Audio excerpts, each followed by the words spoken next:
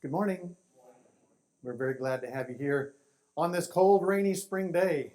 I had to pull the vest back out. Jesus begins this section in the Sermon on the Mount with, well, that slide should say, therefore do not worry.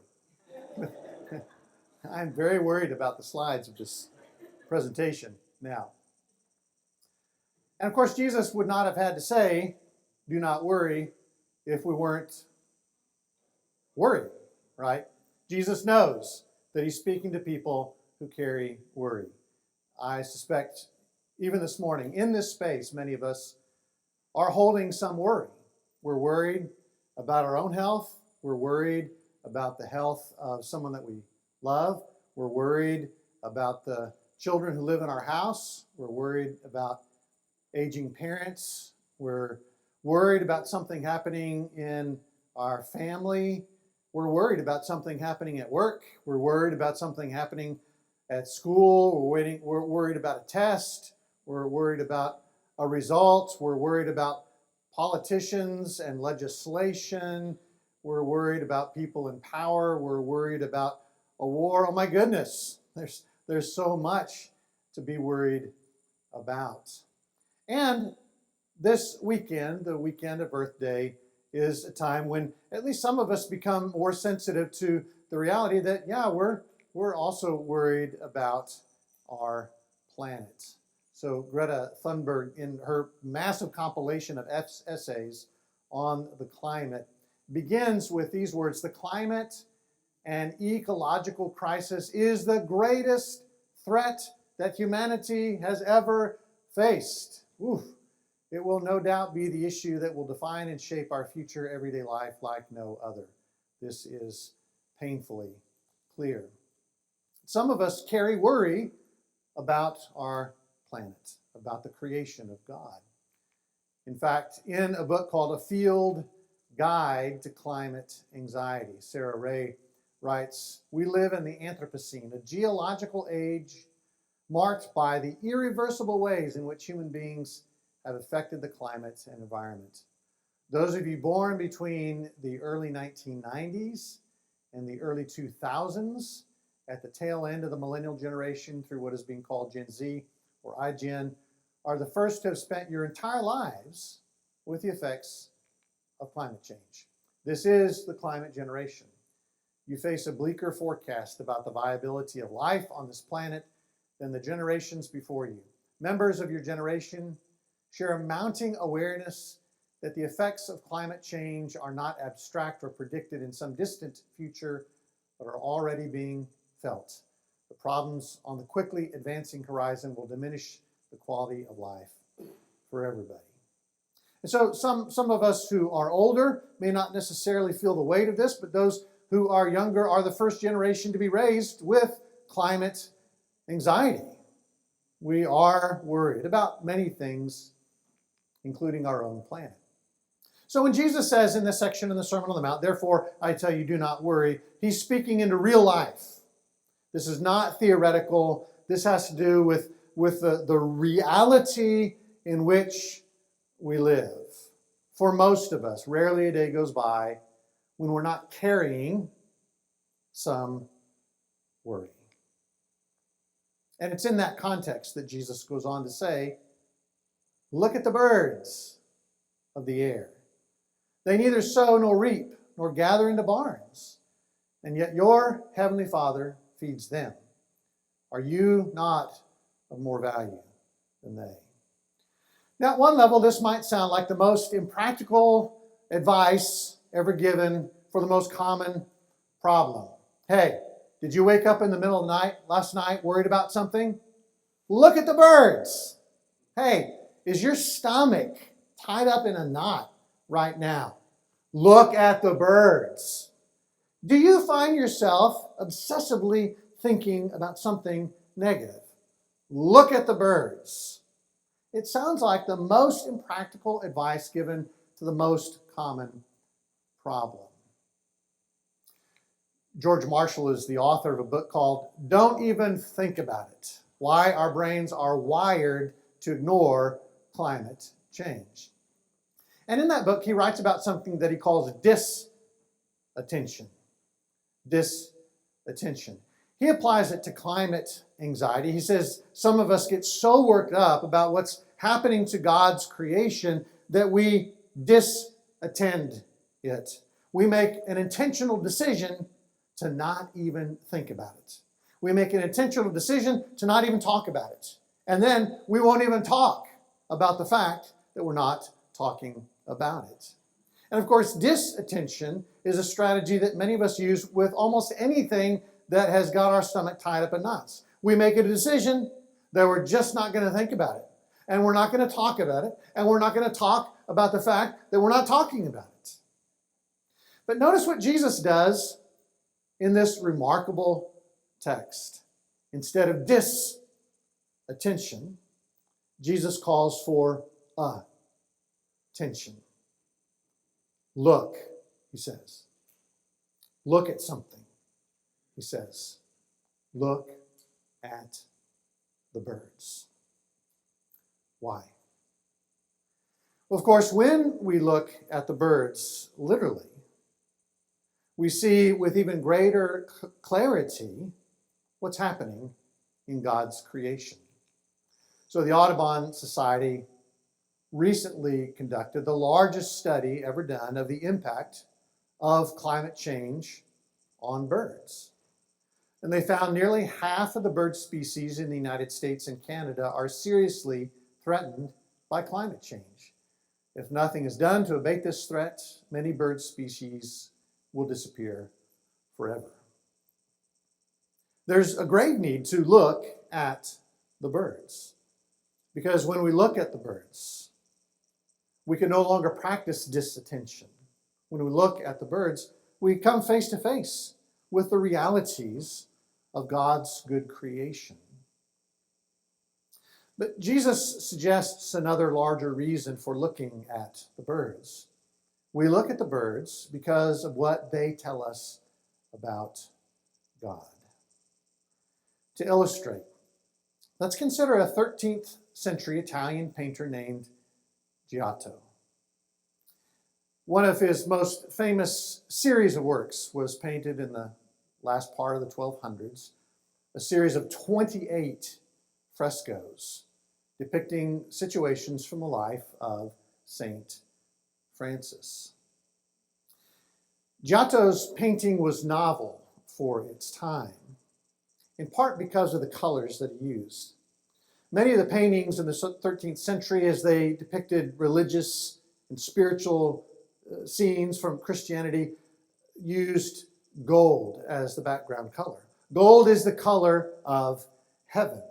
And painters in the 13th century, painting Christian scenes, wanted us to be thinking about heaven. Heaven was the most important thing, so paint with gold.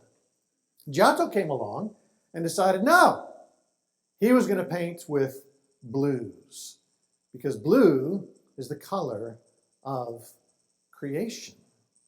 And he was taking his cue from the Franciscans, who had sort of revolutionized religion in that time by leaving the monasteries and going out to where the people were to minister to them and to serve them and to preach to them right where they were. And it was Giotto's way of saying, what I want you to do is to think about creation. Because creation, the place where you live and work, is the place where you encounter the presence and activity of God. And so Giotto didn't necessarily say, look at the birds, but he regularly said, look at creation. Attend to creation. Keep your eyes on creation, because that's the place where you encounter the presence and loving care of God. And that then comes together in one of those 28 frescoes that he paints from the life of St. Francis, this painting right here. St. Francis preaching to the birds. This is the third piece in what we're calling Visio Divina, Divine Seeing, a project where we're placing pieces of art throughout our building that might prompt some meditation and reflection. So the first piece from last year was the Annunciation, this figure of Mary and Gabriel. We've moved that now to the foyer right by the office. The second piece, just a few weeks ago, was the Tree of Life, this remarkable depiction by a Haitian artist of the crucifixion of Jesus. And that piece is now hanging between this hallway and the office foyer. And this morning we're introducing and installing our third piece by Giotto, St. Francis preaching to the birds. And we thank John and Rosemary for making this piece available for us. We notice the blue. Giotto wants to draw our attention to creation. Look at creation, he's saying. Attend to creation. It'll put everything else in perspective. And he's captured a legend from the life of St. Francis, where St. Francis and another figure in my research, I've not been able to determine who this is, but he's been on his way somewhere and he sees these birds. There's more than 20 birds in this painting. And he seems to be practicing what Jesus is teaching. He's looking at the birds. And as he looks at the birds, he's so filled with inspiration that he begins to preach to the birds. And of course, as birds do, they listen with great attention to his sermon. There is an ancient book called The Little Flowers of St. Francis, in which the words to Francis's sermon to the birds are recorded. Would you like to hear a little bit about his sermon to the birds? So St. Francis, as he went on his way with great fervor, St. Francis lifted up his eyes and saw on some trees by the wayside a great multitude of birds. Wait for me here by the way while I go and preach to my little sisters, the birds. And entering into the field, he began to preach to the birds, which were on the ground. And suddenly, all those also on the trees came round him. And all listened while St. Francis preached to them, and did not fly away until he had given them his blessing. Now the substance of the sermon was this: My little sisters, the birds, you owe much to God, your Creator. And you ought to sing his praise at all times and in all places, because he has given you liberty to fly about into all places. And though you neither spin nor sew, he has given you a twofold and a threefold clothing for yourselves and for your offspring. 2 of all your species he sent into the ark with Noah, that you might not be lost to the world. Besides which, he feeds you, though you neither sow nor reap. He has given you fountains and rivers to quench your thirst, mountains and valleys in which to take refuge, and trees in which to build your nests, so that your Creator loves you much, having thus favored you with such bounties.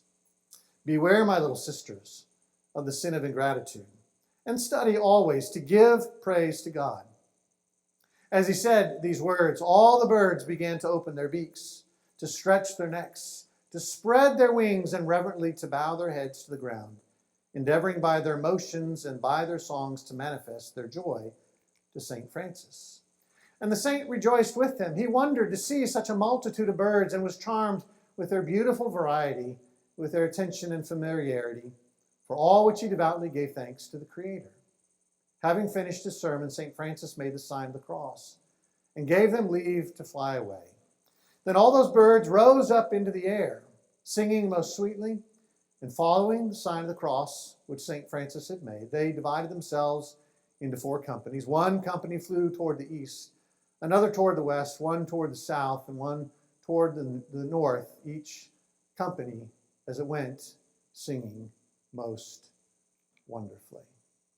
Signifying thereby that as St. Francis, the bearer of the cross of Christ, had preached to them and made upon them the sign of the cross, after which they divided among themselves the 4 parts of the world, so the preaching of the cross of Christ, renewed by St. Francis, would be carried by him and his brethren all over the world, and that the humble friars, like little birds, should possess nothing in this world, but should cast all the care of their lives on the providence of God. What's going on here? Well, Jesus is saying, look at the birds. And Giotto is painting, look at the birds. And St. Francis has been looking at the birds. Why? Well, we look at the birds because the birds point us back to God. We see in the birds creatures able to live their whole lives surrendered to the caring and bountiful providence of God. And we see in these birds a God who cares for us just as he cares for them. And it's in that context then that Jesus is able to say, therefore I tell you, do not worry. As we attend to these creatures made by God, we also attend to all God does to help them flourish and thrive. We see the trees and the mountains that God has given to them as homes. We feel the rain, even this morning, that God has given to them to quench their thirst. We see the flora and the fauna and the insects that God has given to them to feed them. We see the beauty of their feathers. We hear the beauty of their songs that God has given to us that we might praise God even as they do by their very existence. We see a God who cares all the more for us and allows us, therefore, to no longer worry. In other words, the birds are here to expand our vision of God and all that God has made. So often we seem determined to limit our views of God. Nationalism, rising on the scene, seeks to limit our view of God by suggesting that God's greatest care and provision is meant only for one nation. Racism limits our view of God by suggesting that God's greatest care and provision is limited to only one color of skin. Legalism has long sought to limit God by suggesting that God's greatest care and provision is given only to those who somehow manage to obey all of God's commands. But Jesus calls us to look instead at the birds.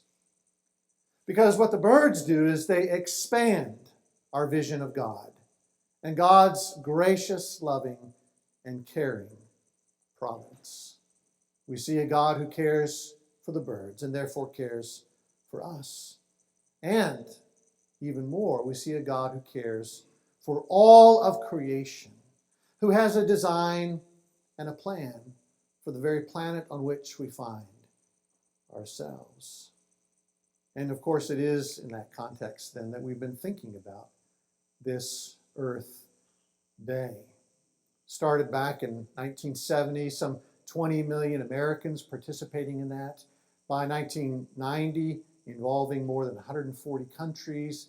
By 2000, involving over 180 countries. Until today, where about 1 billion people all over the world mark Earth Day in some way. It's become, by some accounts, the largest secular observance in human history.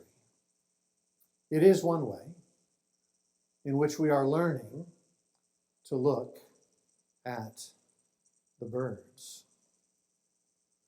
One of the things that I did when I preached back in Memphis, Tennessee, was I had the opportunity to work with seminarians, men and women who were training for ministry. And often they would come intern at our church and we would preach some sermons together.